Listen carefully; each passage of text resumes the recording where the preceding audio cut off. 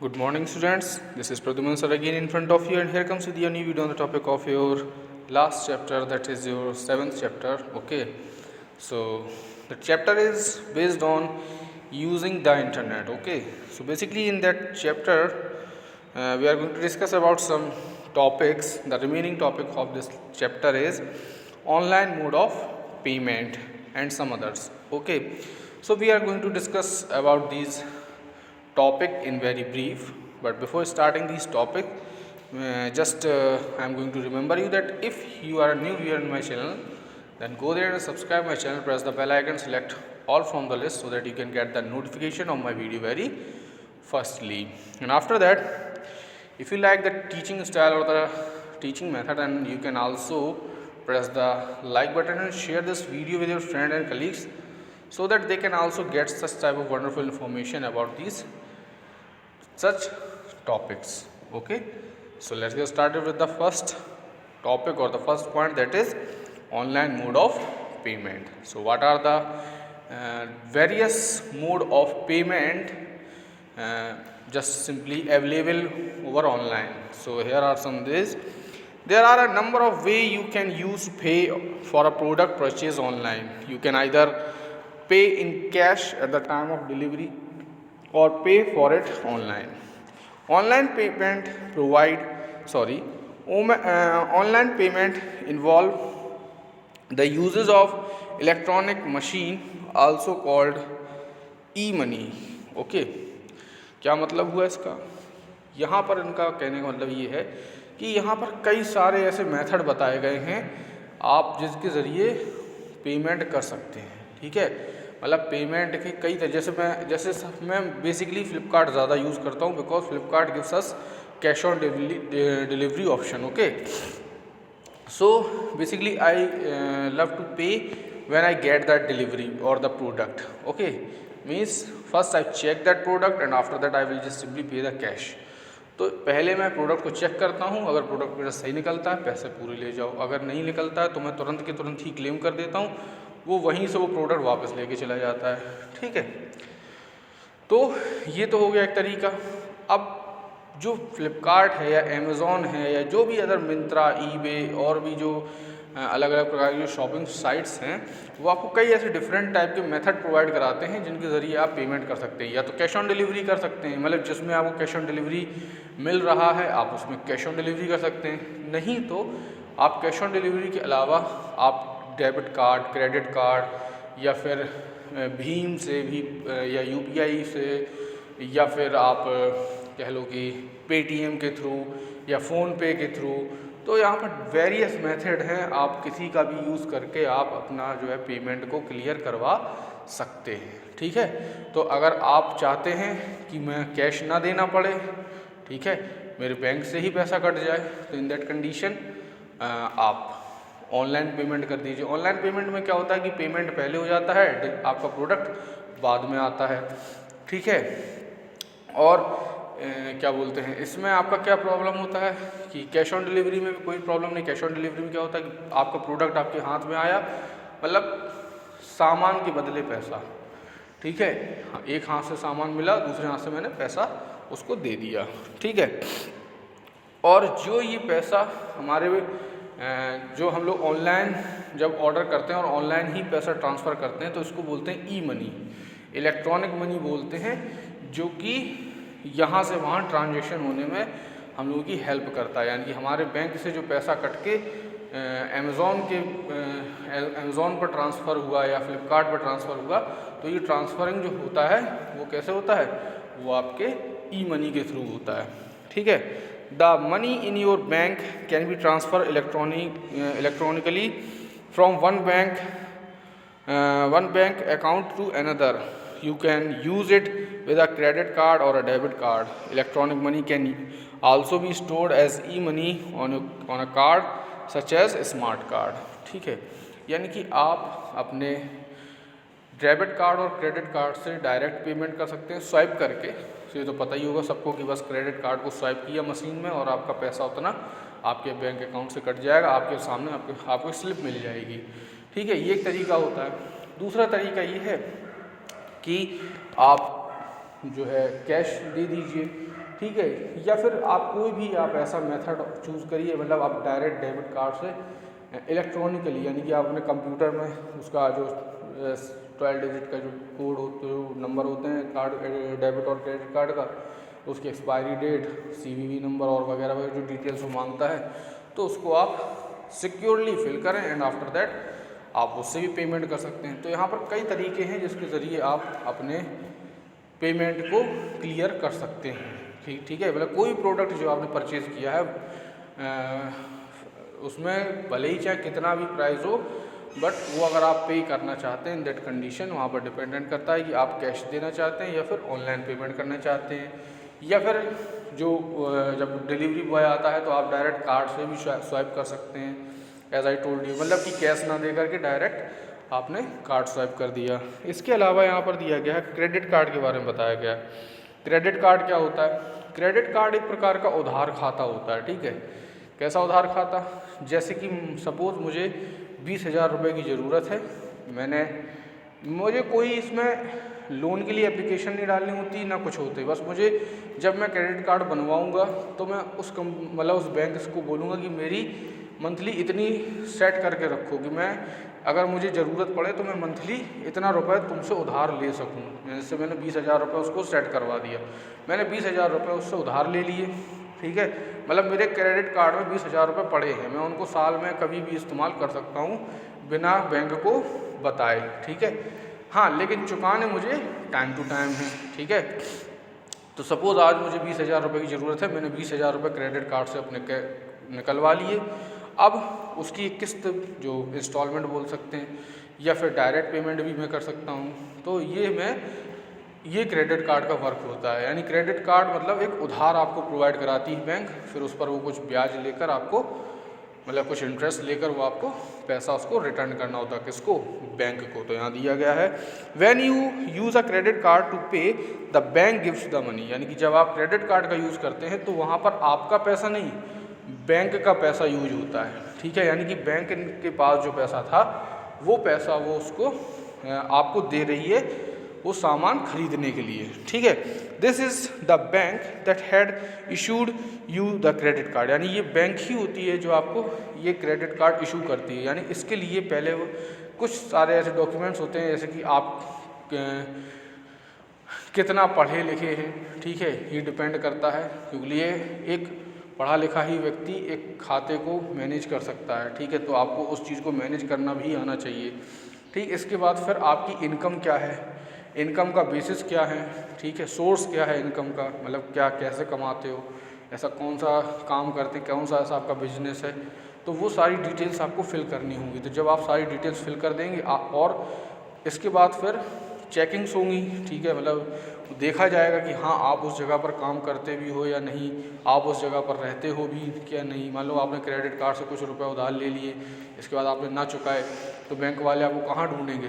तो ये सारी चीज़ें जब चेकआउट हो जाती हैं, इसके बाद फिर बैंक आपको क्रेडिट कार्ड इशू कराती है। ठीक है, मतलब एक बहुत ही कह सकते हैं कि शॉर्ट प्रोसेस है जिसमें ज़्यादा समय नहीं लगता, बट आराम से आपको मिल जाता है। मिलने के बाद फिर आप उसका यूज़ जैसा भी आप चाहें वैसे आप करें। ठीक है, क्रेडिट कार्ड का। और जब आपके पास पैसा आ जाए तो आप या तो वन टाइम पेमेंट करके चुका दें या फिर आप इंस्टॉलमेंट में पैसा चुकाएं। जो 20,000 आपने लिया है आप उसकी जो है इंस्टॉलमेंट बनवा सकते हैं, लाइक 2,500 की बनवा लीजिए, 4,000 की बनवा लीजिए, 5,000 की बनवा लीजिए, 10,000 की बनवा लीजिए, या वन टाइम पेमेंट कर दीजिए कितना 20,000। ओके, ना डेबिट कार्ड क्या है? डेबिट कार्ड तो एक बेसिक कार्ड है जो हर बैंक अकाउंट के साथ आज के समय मिलता है। रुपए कार्ड, मास्टर कार्ड और वीज़ा कार्ड ये जो होते हैं ये आपके डेबिट कार्ड कहलाते हैं। तो यहाँ पर क्या है, a debit card is issue by a bank in which you have an account.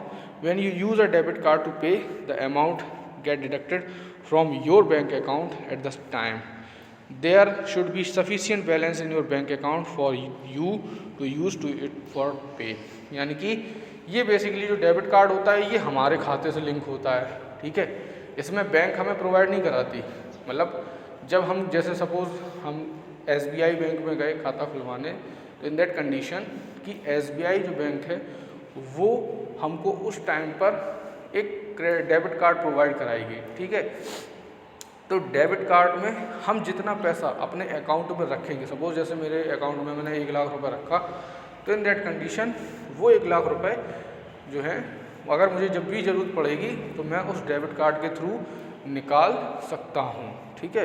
यानी कि फिर मुझे बैंक जाने की ज़रूरत नहीं है कि मैं बैंक जाऊँ और बैंक से पैसे निकालूँ। मैं किसी भी ATM कार्ड पर जा कर के वो पैसे को विड्रॉ कर सकता हूँ, बट उसकी भी कुछ लिमिट्स होती हैं। आई थिंक माइट भी 40,000, 40,000 से ज़्यादा रुपए आप एक दिन में ऐसा कुछ नहीं निकाल सकते, ऐसा कुछ प्रोसीजर है, ठीक है। तो इसके बाद यहाँ पर दिया गया है कि आपको अपने बैंक अकाउंट में एक सफिशिएंट अमाउंट रखना पड़ता है। सफिशिएंट मतलब जितना आपको ज़रूरत है, ठीक है, जितना ज़रूरत इन द सेंस कि सपोज़ अगर आपने कोई 2,000 रुपये का प्रोडक्ट खरीदा है, तो दैट मीन्स कि आपके अकाउंट में 2,000 रुपये होने चाहिए at that time when you just simply पे फॉर इट। यानी कि जब आप पे करेंगे तो उसके लिए आपके अकाउंट में इतने रुपये होने चाहिए।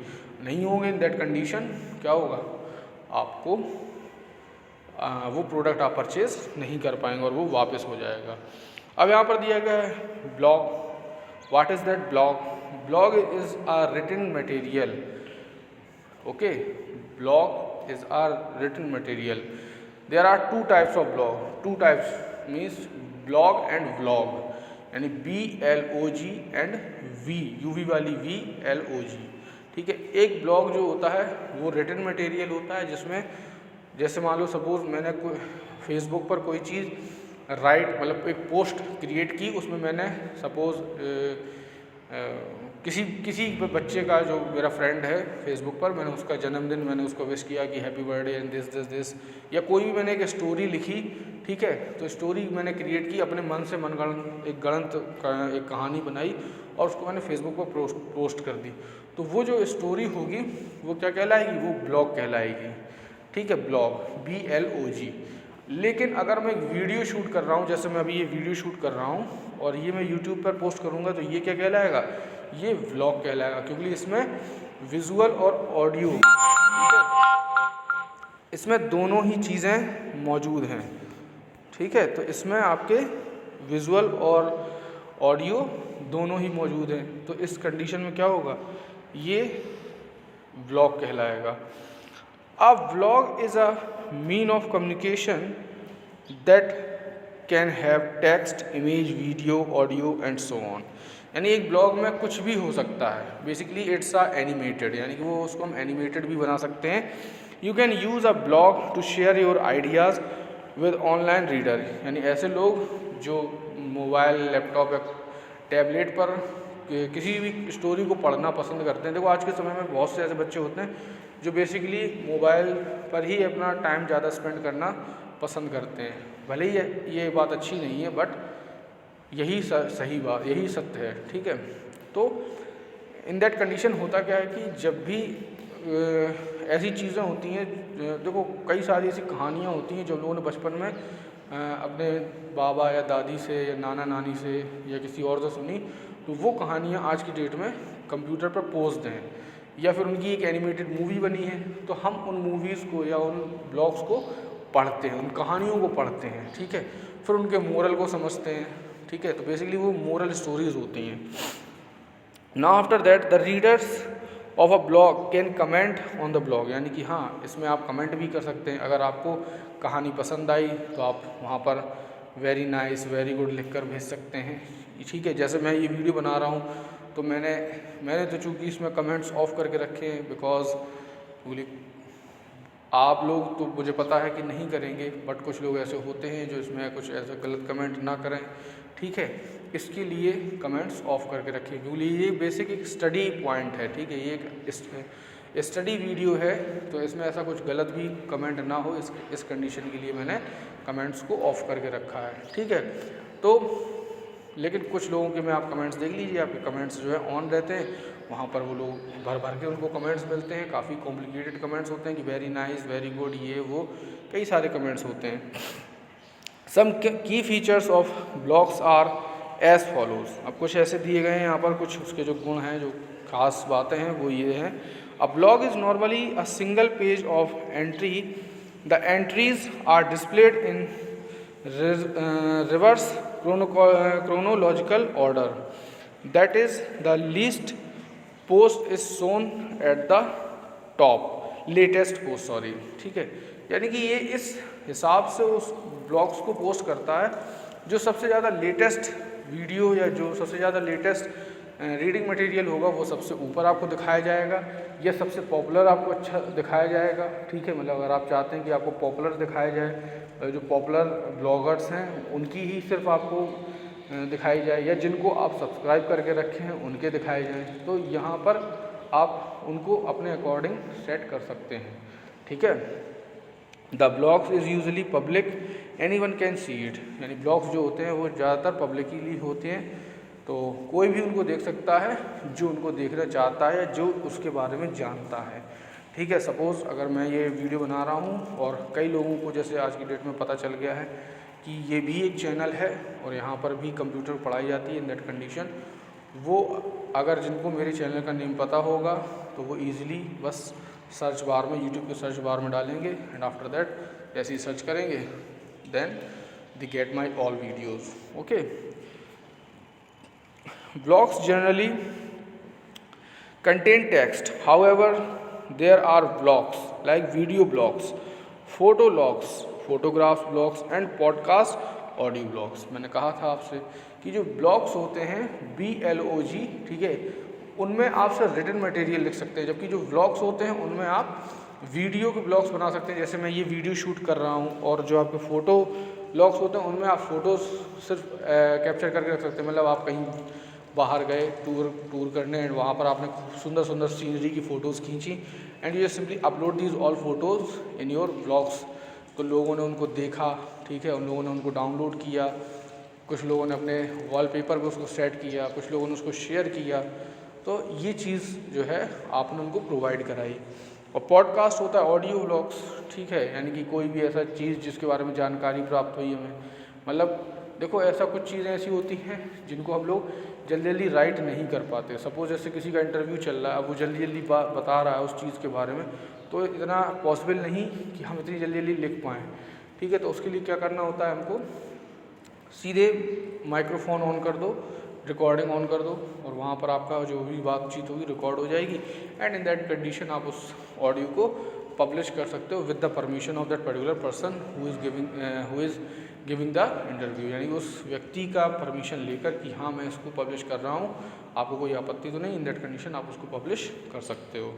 माइक्रो ब्लॉगिंग भी एक चीज़ है, वो भी देख लो क्या होता है। Micro blogging is an upcoming practice in which small piece of information are posted on the internet. It is mostly use for news update, यानी कि माइक्रो ब्लॉगिंग जो होती है जिसके ज़रिए हम लोग न्यूज़ को अपडेट करते हैं, ठीक है, यानी छोटी छोटी जो न्यूज़ होती हैं, बेसिक न्यूज़ जो होती हैं उनको हम लोग अपडेट करते हैं, ठीक है, तो उसको माइक्रो ब्लॉगिंग कहते हैं, ठीक है। इसमें एक छोटी सी इन्फॉर्मेशन होती है, ज़्यादा मतलब नहीं, मतलब एक छोटी सी हेडिंग में, एक छोटी सी लाइन में, या एक छोटे से 2-3 पैराग्राफ में, सॉरी 2-3 पैराग्राफ नहीं, 2-3 लाइन में आपका जो है पूरा कंप्लीट उसका पूरा मतलब निकलता है, तो ऐसे ब्लॉग्स को क्या कहते हैं, आपका micro blogging. Now it is mostly use in news update. Some micro blogging website are Twitter, Tumblr and friend feed, यानी कि ये कुछ माइक्रो ब्लॉगिंग है जहाँ पर लोग अपने बीच कुछ शब्दों को इस्तेमाल करके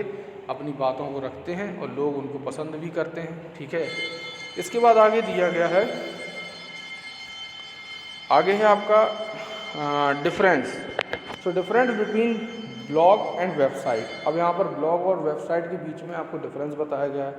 तो यहाँ पर क्या बताया गया है ब्लॉग में, अब blog is a type of a website. Blog जो है वह एक प्रकार की वेबसाइट है, जबकि वेबसाइट क्या होती है, website is a collection of a web page, यानी कि रिलेटेड वेब पेज। तो यानी कि अगर आप किसी वेबसाइट पर क्लिक करते हैं, जैसे आपने फ्लिपकार्ट पर क्लिक किया, तो फ्लिपकार्ट में आपको क्या दिखाई देगा, सिर्फ शॉपिंग मटेरियल्स ही दिखाई देंगे जिनको आप खरीद सकते हैं, ठीक है। तो और व्लॉग क्या है, व्लॉग एक प्रकार की वेबसाइट है, ठीक है, जिसमें आप सिर्फ रीडिंग मटेरियल्स ही फाइंड कर पाएंगे। The language use is often simpler than the other website, ठीक है। तो व्लॉग में जो लैंग्वेज यूज़ की जाती है वो फॉर्मल होती है, जो सबके समझ में आ जाती है, जबकि वेबसाइट में the language use is formal, इसमें भी ऐसी ही लैंग्वेज का यूज़ किया जाता है जो दूसरों को समझ में आए। अब कॉम्प्लिकेटेड लैंग्वेज यूज़ करेंगे, सपोज जैसे हम इंडिया से हैं, मुझे हिंदी और इंग्लिश दोनों ही आती हैं, बट पता चले वहाँ पर अगर चाइनीज़ या उर्दू में लिखा हो तो in that condition I am not able to understand this language because I don't learn these language. मैंने ये लैंग्वेजेस सीखी ही नहीं, अगर सीखूंगा तो पता चल जाएगा, लेकिन मैंने जब सीखी नहीं चाइनीज़ और उर्दू, तो इन दैट कंडीशन मुझे कैसे पता चलेगा? तो पहले मैं सीखूंगा, इसके बाद मैं उसको ऑपरेट कर पाऊंगा। ठीक है, तो blogs are interactive and you can write about your area of interest, यानी कि आपको जो चीज़ पसंद आई आप उसके बारे में यहाँ पर लिख भी सकते हैं, और काफ़ी इंटरेक्टिव यानी कुछ काफ़ी पसंदीदा होते हैं। ठीक है, ब्लॉग्स को पसंदीदा बनाया ही इसलिए जाता है ताकि लोग उनको देखें, पसंद करें, इसके बाद अपना व्यू रखें। Now there is no interaction in a website. Website से आपका कोई इंस्ट्रक्शन नहीं है। वेबसाइट अगर आपको वो यूज़फुल लगती है आप उसका यूज़ करिए, यूज़फुल नहीं लगती कोई ज़रूरत नहीं है। मतलब फ्लिपकार्ट या Amazon.com है, या आपका Amazon.in या फिर Flipkart.in या फिर आपका Google.com हो गया, तो ये जो वेबसाइट्स हैं इनका जब आपको ज़रूरत है तभी आप इसका इस्तेमाल करोगे। ये अच्छे और इनके बुरे होने से इनसे कोई फ़र्क नहीं पड़ता।